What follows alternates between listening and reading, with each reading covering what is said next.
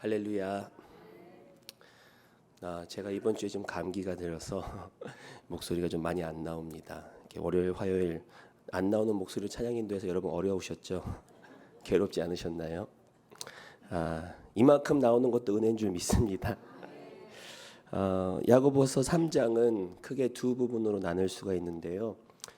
첫 부분은 바로 이 크리스천으로서의 그 혀의 사용과 또 이 말에 대해서 이야기를 하고, 또 두 번째는 이제 지혜에 대해서 말씀을 하고 있습니다. 우리가 계속해서 우리가 묵상했듯이 야고보서는 특별히 성도로서의 그 시험과 환난 가운데 진정한 믿음이 무엇인가, 또 지혜를 갖도록 야고보서는 권면하는 것을 알 수가 있습니다. 시험과 환난이 찾아올 때 우리가 먼저 해야 될 것은 바로 신앙의 성숙이라고 할 수 있다는 것이죠. 이 신앙의 성숙은 특별히 야고보 사도가 강조하듯이 이 행함 가운데 나타난다는 것입니다. 우리가 사흘 한 달 동안 갈라디아서와 이 야고보서를 같이 묵상하지 않았습니까? 이 갈라디아서는 믿음을 통한 의에 대해서 이야기를 한다면, 이 야고보는 행함이 없는 믿음은 죽은 믿음이다라고 이야기를 하죠. 어떻게 보면 이 두 서신서가 다른 이야기를 하는 것 같지만 결국은 이 하나님의 의에 대해서 이야기를 하고 있다는 것입니다. 그래서 갈라디아서는 이 의의 뿌리가 믿음이다. 그리고 야고보는 바로 이 믿음의 열매가 의다. 즉 이 행함으로써의 그 열매를 나타날 수 있다는 것이죠.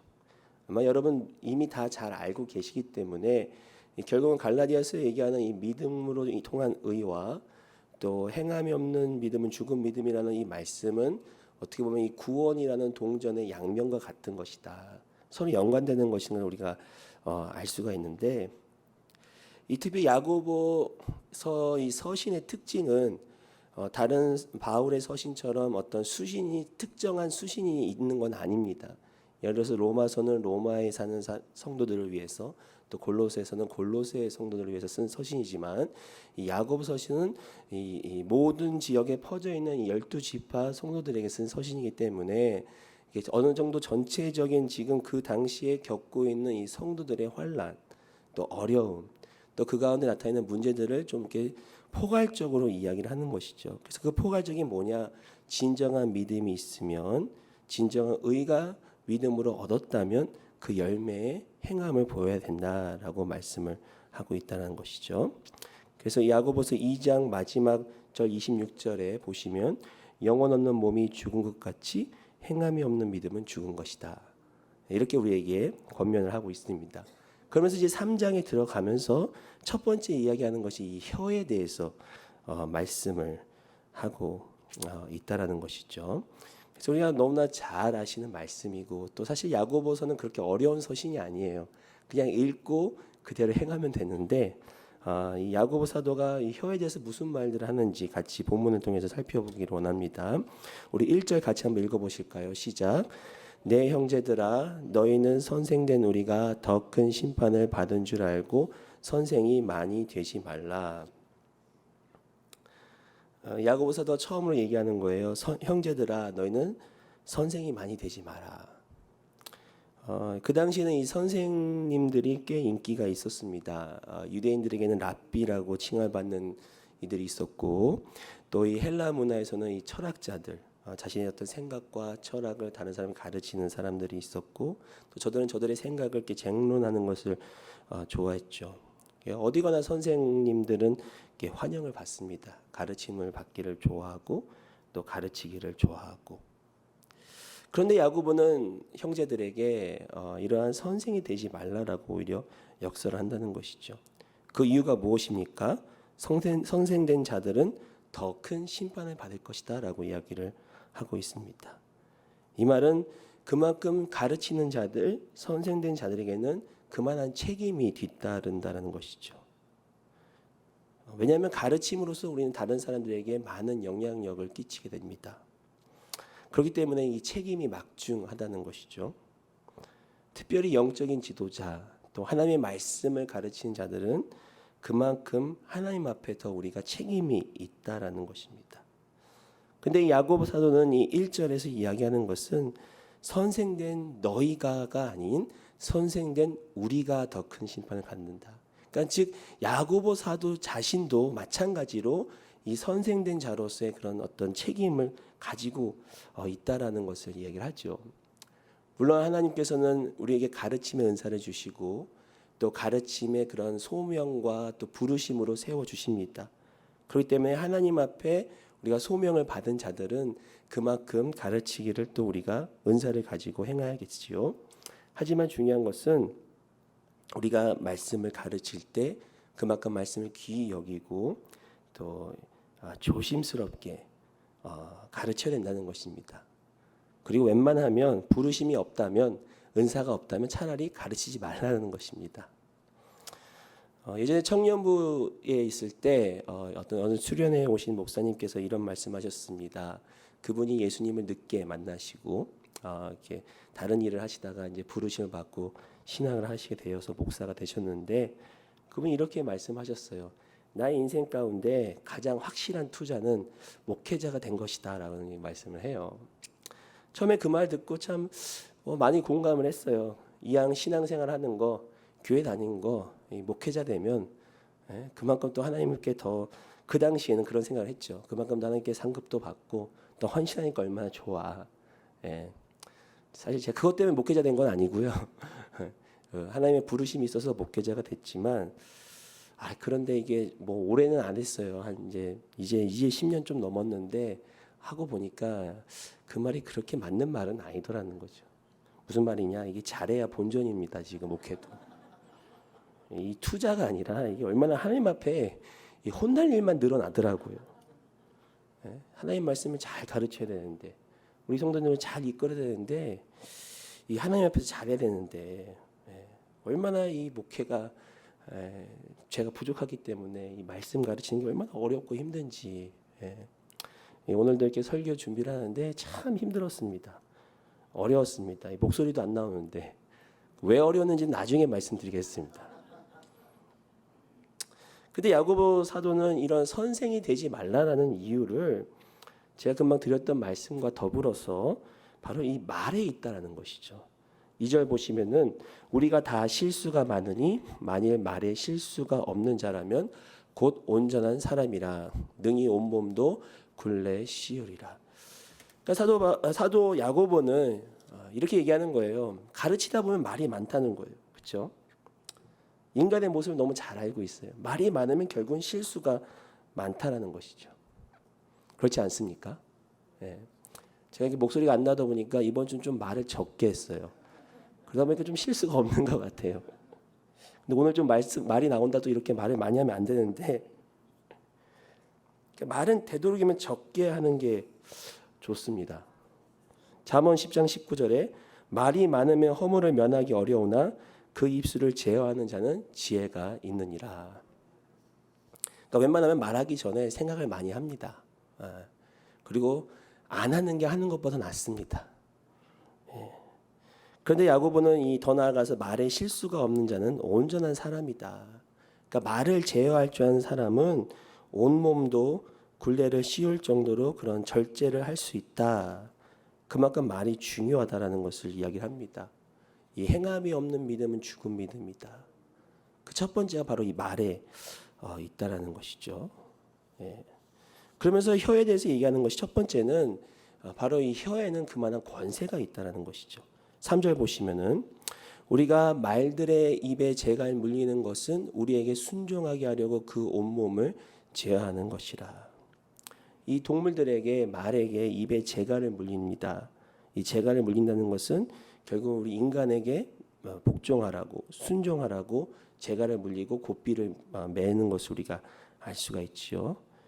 이런 재갈과 같이 우리의 그 혀를 제어하면은 이 온몸을 제어하는 것과 마찬가지라는 것이죠. 사람의 몸에 비해 혀는 매우 작지만 혀를 제어하면 온몸을 제어할 만큼 그만한 어떤 영향력을 갖고 있다는 것을 알 수가 있습니다. 이것을 잠언 기자는 이렇게 이야기합니다. 18장 21절에 죽고 사는 것이 혀의 힘에 달렸나니 혀를 쓰기 좋아하는 자는 혀의 열매를 먹으리라. 예, 굉장히 작은 이 혀에 그런 권세와 힘이 있다, 영향력이 있다라는 것이죠. 4절 보시면은 또 배를 보라, 그렇게 크고 광풍에 밀려가는 것들을 지극히 작은 키로서 사공의 뜻대로 운행하나니. 다시 한번 이 야고보가 이 비유를 들고 있는데 그 당시 사람들에게 익숙한 이 배를 예로 들어서 다시 한번 얘기를 하고 있습니다. 즉 혀가 인간의 몸에 지극히 작지만 온 몸을 제어할 수 있듯이 이 배와 그 배의 키, 그러니까 이 작은 배의 키가 큰 배를 움직일 수 있는 그런 영향력을 가지고 있다는 것입니다. 즉 이 사공이 마음 먹는 대로 키를 움직일 때 배 전체가 움직인다는 것이죠. 이것이 바로 혀와 같다라는 것입니다. 그러면서도 이 조절하기 어려운 것을 또한 얘기를 하죠. 왜냐하면 이 사공이 배의 키를 움직이는 만큼 배가 움직이지만 그만한 또한 책임이 막중하다는 것을 알 수가 있습니다. 배의 키를 잘못 돌리면 배가 무사히 목적지에 가는 것이 아니라 좌초될 수 있기 때문이라는 것이죠. 그만큼 혀를 어떻게 사용하느냐에 따라서 우리 인생의 성공과 실패가 결정한다는 것이죠. 그러면서 4절에 다시 보시면은 그렇게 크고 광풍에 밀려가는 것들, 그러니까 이 배가 어떤 광풍, 심한 바람과 이 폭풍에 밀려가지만 이 배의 길을 잘 움직이면 배가 그것을 거슬러 올라가듯이 지금 이 야고보는 이 어떤 성도들이 당하는 환난과 역경이라는 그런 상황 가운데서 지금 말에 대해서 얘기를 하는 거거든요. 그러니까 말이 잘못된 영향을 갖고 있지만 반대로 말을 잘하면 마치 사공이 폭풍 가운데 배의 키를 잘 만져서 목적지로 가듯이 우리 인생 또한 이 환경과 광풍과는 또 상관이 없는, 또 그것을 거슬러 올라갈 수 있는, 또 초월할 수 있는 그런 인생을 살 수 있다라고 지금 야고보 사도가 우리에게 말을 하고 있다는 것입니다. 그러면서 이 혀가 그러한 영향력과 권세가 있는데 또 그에 비해 또 혀는 그만큼 악독하고 우리에게 파괴성을 준다라고 또한 얘기합니다. 5절 보시면 이와 같이 혀도 작은 지체로되 큰 것을 자랑하도다. 보라, 얼마나 작은 불이 얼마나 많은 나무를 태우는가. 즉 이 동물의 입에 물리는 재갈, 또 큰 배를 움직이는 키와 같이 또 혀는 이 작은 불이다라고 얘기를 합니다. 이 작은 불로부터 큰 불이 일어나고 이 큰 불이 많은 나무들을 태우는 것을 또 우리가 알 수가 있습니다. 특별히 우리가 캘리포니아 지역에 살기 때문에 종종 우리는 이 큰 산불 소식을 듣지 않습니까? 수많은 집들과 수많은 그런 나무들을 태우고 또 때로는 생명까지 앗아가는 그 큰 불들의 시작은 이런 작은 불씨라고 할 수가 있지요. 여기서 이 야고보 사도는 이 불씨가 영향력뿐만 아니라 이 나무를 태우듯이 그만한 어떤 그런 악한 파괴성을 지금 얘기를 하고 있다는 것이죠. 그러면서 이 혀가 또한 큰 것을 자랑한다라고 이야기를 합니다. 그러니까 혀가 그만큼 언행에 거만하게 처신하며 또 이 공동 번역에는 이 5절을 이 혀가 엄청나게 허풍을 떱니다라고 이렇게 번역을 하고 있더라고요. 그만큼 야고보 사도는 지금 이 혀의 죄악성에 대해서 또 이 파괴성에 대해서 이야기를 합니다. 생각해 보면은 출애굽한 이스라엘 민족도 그들이 하나님께 범죄할 때마다 그의 시작은 결국 말에 있었다는 것이죠. 12명의 정탐꾼을 보내서 10명의 정탐꾼이 부정한 이야기를 했을 때 그들이 그 말을 듣고 하나님을 또 순종하지 아니하는 그런 모습들. 그러니까 모든 것들이 이 말의 시작이라는 것을 알 수가 있습니다. 결국은 이 혀는, 이 말은 엄청난 영향력을 갖고 있을 뿐만 아니라 또 그만한 파괴성을 갖고 있다라고 우리에게 계속해서 말씀을 하고 있다는 것이죠. 6절 한번 보시겠습니다. 혀는 곧 불이요 불의의 세계라. 혀는 우리 지체 중에서 온몸을 더럽히고 삶의 수레바퀴를 불사르나니 그 사르는 것이 지옥불에서 나느니라. 저는 이 구절을 읽으면서 이렇게까지 얘기를 할 필요가 있을까 그런 생각을 좀 했어요. 혀가 곧 불이래요. 그리고 불의의 세계라는 것이죠. 이 불이라는 것은 하나님의 의가 부재한 그 상태를 얘기하는 거거든요. 그건 이 불이라는 것은 결국은 하나님이 계시지 않은, 하나님이 떠난. 그래서 불의의 세계라는 것은 하나님을 떠난 그 세상, 타락한 세상을 얘기하는 것이죠. 그것이 결국 혀라라는 것입니다. 그리고 이 혀가 비록 작은 우리의 지체지만 온몸을 더럽히고 또 이 삶의 수레바퀴를 불살른다는 거예요.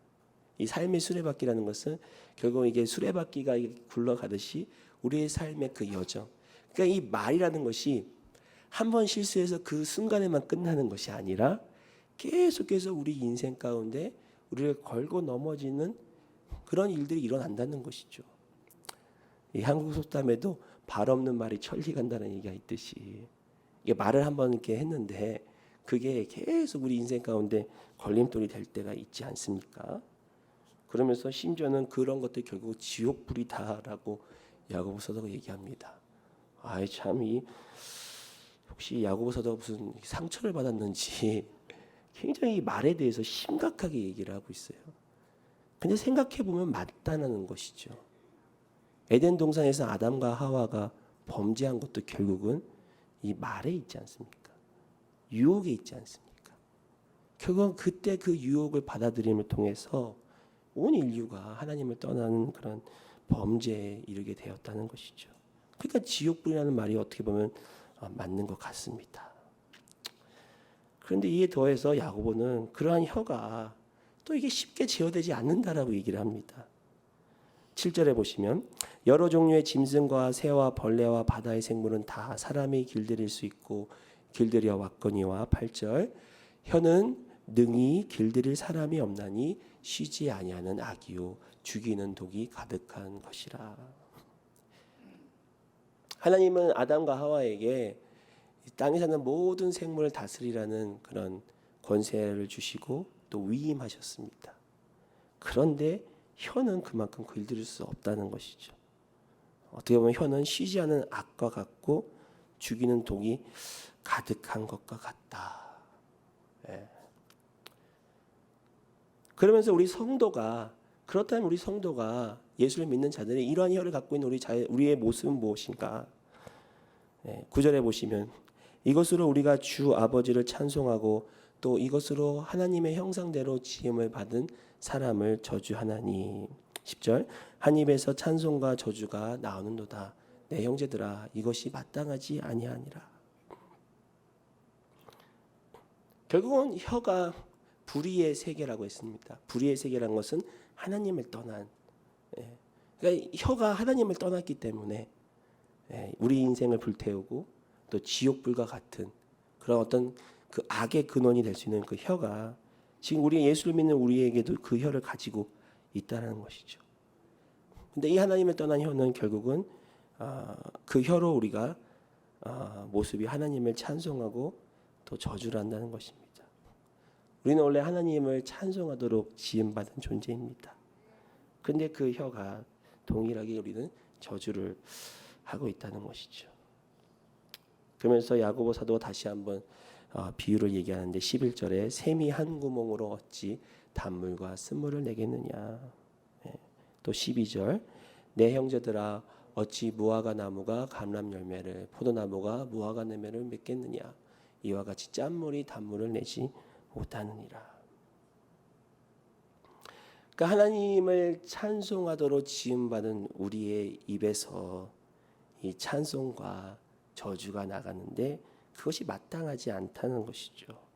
어떻게 같은 샘에서 단물과 쓴물을 내며 어떻게 무화과 나무에서 감람나무 열매를 또 포도나무에서 무화과를 맺을 수 있으며 어찌 짠물과 단물이 같이 있을 수 있느냐. 여러분 너무 많이 듣던 말씀 아니십니까? 그렇죠? 제가 단언하건대 여러분 오늘 아침 다 찬송하셨잖아요. 그렇죠? 그러지 않으셨어요? 여러분 오늘 하루 동안 저주 안 할 자신 있으세요? 역시 할렐루야. 우리 성도님들은 아멘이라는 소리가 나서 제가 얼마나 근데 저는 솔직히 없어요. 예전에는 이 야고보 말씀이 참 좋았어요. 물론 이게 내용도 쉽고 또 적용하기도 쉽고 또 설교하기도 솔직히 쉬워요. 그냥 야고보 말씀대로 사십시오라고 얘기를 하면 되는데, 근데 살아보니까 그렇게 안 된다는 거죠. 그래서 원래 좀 젊은 목회자들이 조금 이렇게 말이 좀 그런 것 같아요. 아직은 자기가 그렇게 살아보지 않았거든요. 예를 들어서 제가 중고등부 전도사 있을 때는 아이가 없었어요. 아직은 총각이었고 신혼이었는데, 그러니까 그때는 매번 부모님들 제가 죄송한데 좀 이렇게 책망은 아니지만 좀 이렇게 부모님들에게 제가 도전을 했죠. 아이들 제대로 키우셔야 됩니다. 근데 아이가 넷이 되니까 그 말을 못 해요. 저도 못 키우는데 어떻게 부모님들한테 제대로 키우라고. 요즘은 이제 부모님들 많이 위로하죠. 힘드시죠. 저도 키워보니까 그 마음이 뭔지 알겠네요. 아직은 어린데 그래도 벌써. 그래서 이 야고보 말씀을 준비하는 게 너무 어려운 거예요. 이 참 목회자로서 그래서 어떻게 보면 야고보 사도가 가르치지 마라. 웬만하면 가르치지 마라 그냥. 그런데 여기서 끝나면 참 우리가 어떻게 보면 좀 절망되고 힘드는데, 야고보 사도는 그리고 나서 이제 지혜에 대해서 말씀합니다. 이미 시간이 많이 갔기 때문에 자세히는 사실 말씀 못 드리지만 잠깐 말씀을 보시면은 13절에 너희 중에 지혜와 총명이 있는 자가 누구냐? 그는 선행으로 말미암아 지혜의 온유함으로 그 행함을 보일지니라. 다시 한번 이 지혜에 대해서 얘기를 하시면서 지혜와 총명이 있는 자는 행함으로 떠나야 된다라고 얘기를 하시죠. 그러면서 14절부터 16절까지는 결국은 이 하늘에서 오는 지혜는 마음속에 독한 시기와 다툼이 있고 또 정욕으로부터 시작하고 귀신의 것이고 다툼과 혼란의 이 모든 악한 일은 이것은 이 땅 가운데 있는 즉 불의의 세계, 하나님을 떠난 세계의 그 모습이다라고 이야기를 하면서 이 17절부터 보시면은 오직 같이 한번 읽어볼까요? 시작. 오직 위로부터 난 지혜는 첫째 성결하고 다음에 화평하고 관용하고 양순하며 긍휼과 선한 열매가 가득하고 편견과 거짓이 없나니. 18절. 화평하게 하는 자들은 화평으로 심어 의의 열매를 거두느니라. 아멘. 이 야고보 사도가 혀에 대해서 말에 대해서 계속 이야기를 하면서 결국은 우리 보고 지금 너네 그렇게 살아야 되는데 살 수 없지, 어떻게 보면 그렇게 얘기를 하시는 거예요. 그러면서 얘기하는 게 마지막에 그러나 하늘로부터 임한 지혜는, 어디로부터 임한 지혜라고요? 하늘로부터 임한 지혜. 그러니까 하나님 위로부터 내려온, 하나님으로부터 내려온 지혜는 성결하고 화평하고 관용하고 양순하고 긍휼하고 선한 열매가 가득하고 편견과 거짓이 없나니. 결국 어떻게 보면은 이 하나님을 떠난 이 불의의 세계인 혀의 모습은 자꾸만 사람들을 분열시키고 시기하고 다투고 또 악한 열매가 가득하고 거짓말하고, 이거 어떤 이 세상의 지혜가 결국 우리의 혀의 모습인데, 위로부터 임한 그 지혜라는 것은 이 땅에 있는 그 혀를 정반대로 오히려 화평케 하는 자. 결국은 인간을 에덴 동산에서 하나님을 선악과를 따먹게 한 그것이 바로 말이었잖아요. 이 옛 뱀의 말을 통해서 그들이 선악과를 따먹고 하나님께 범죄해서 결국은 하나님으로부터 단절된 그것이 이 세상의 혀의 열매였는데, 위로부터 임하는 지혜의 열매는 다시금 화평케 하는 열매. 그래서 야고보 1장 5절에 너희 중에 누구든지 지혜가 부족하거든 모든 사람에게 후히 주시고 꾸짖지 아니하시는 누구에게 구해요? 하나님께 구하라. 그리하면 주시리라. 그러니까 우리가 지금 우리 혀의 이 모습들, 정말 어떻게 보면 이 실체를 아주 낱낱이 보여주면서, 그러면서 우리가 결국 구해야 될 것은 이 혀를 제어하는 우리의 능력이 아니라 위로부터 임하는 지혜를 구하라는 것이죠. 야고보 사도가 1장에 이미 얘기를 한 거예요. 지혜가 부족하거든 모든 사람에게 후히 주시고 꾸짖지 아니하시. 후히 주실 뿐만 아니라 꾸짖지 아니하시는 하나님께 구하라는 것이죠. 하나님께 구하는 그 지혜가 우리의 혀로 하여금 분열에서 화평으로 이루어진다는 것이죠. 거짓에서 진실로 이루어진다는 것이죠. 악함에서 선함으로 이어진다는 것이죠. 그 말은 무슨 말이에요? 바로 성령의 충만함을 받으라는 것입니다. 하늘로부터 임하는 지혜, 하늘로부터 임하는 지혜의 영이신 성령으로 충만함을 받으라. 어떻게 보면 이 오순절 성령 사건이 말에 있었어요. 왜냐하면 성령이 임할 때 그 마가의 다락방에서 기도하던 성도들의 언어가 바뀌었죠. 하늘의 언어인 방언으로 바뀌었죠. 그것이 성령이 임했을 때 첫 번째 보여지는 증거였습니다. 많은 성경학자들이 이 바벨탑 사건과 성령의 오순절 사건을 비교합니다. 이 바벨탑 사건이 있기 전에는 온 인류가 하나의 언어를 사용하였습니다. 그런데 결국은 그 언어 자체는 이 불의의 세계, 하나님을 떠난 그 세계의 언어였기 때문에 결국 그 언어의 결과는 바벨탑을 쌓는 일이었어요. 자기가 스스로 신이 되겠다는 것이죠. 우상이 되겠다는 것이죠. 그렇기 때문에 하나님께서는 그들의 언어를 흩으셨습니다. 분열시켰습니다. 그리고 인류의 역사는 계속해서 범죄하고 넘어지고 자빠지는 그런 연속된 사건이었습니다. 근데 하나님께서는 이 오순절 성령의 사건을 통해서 그 언어를 다시 모아주신 거예요. 하늘의 언어인 이 방언을 통해서 다시금 그 화평케 되는 언어를 하나님께서 이루어 주셨다는 것입니다. 그렇기 때문에 이 야고보 사도가 우리의 혀와 언어를 얘기하면서 결국 이것을 해결할 것은 하늘의 지혜다. 위로부터 내려오는 지혜, 위로부터 내려오는 진리의 영이신 성령님을 통해서. 그러니까 우리의 힘으로는 할 수 없다는 것이죠. 성령의 충만함을 받으시길 축원드립니다. 날마다 성령님을 사모하시고 성령님의 지혜와 성령님의 은혜를 우리가 임재를 사모할 때 우리 입술이 변화된다는 것이죠. 우리가 화평이 된다는 것이죠. 그러한 은혜가 저와 여러분의 삶 가운데 충만하시기를 축복합니다. 하나님, 야고보 사도가 우리의 혀에 대해서 이야기를 하면서 결국 위로부터 나오는 지혜, 하늘로부터 나오는 지혜에 대해서 다시 한번 우리에게 강조하고 상기하고 또 그만큼 우리가 성령의 충만함을 주님 앞에 간구하기를 원합니다. 우리 사랑하는 성도 한 분 한 분 가운데 주님 임재하여 주셔서 오늘도 우리 입술을 통해서 오직 하나님만을 찬양하고 또 우리의 입술을 통해서 화평케 하는 그러한 성도의 삶을 살아가는데 부족함이 없도록 주여 역사하여 주시옵소서. 또 이 시간 들고 나온 우리 기도 제목들 가지고 주님 앞에 간구합니다. 특별히 육신의 질병으로 고통 중에 있는 우리 성도님들 주님께서 기억하여 주시고 주께 친히 찾아와 주셔서 지금 이 시간 그곳에 병상 가운데 은혜를 더하여 주시고 치유의 강선을 더하여 주셔서 오직 주님만 바라보며 또 오직 주님만이 우리 한 분 한 분 강건하게 붙들어 주시며 역사하여 주시옵소서. 이 모양 저 모양을 나오신 우리 성도님들 주님 기억하시고 우리의 간구를 들으시고 이 시간 하나양 없는 주님의 은혜로 우리 한 사람 한 사람에게 부어 주시옵소서.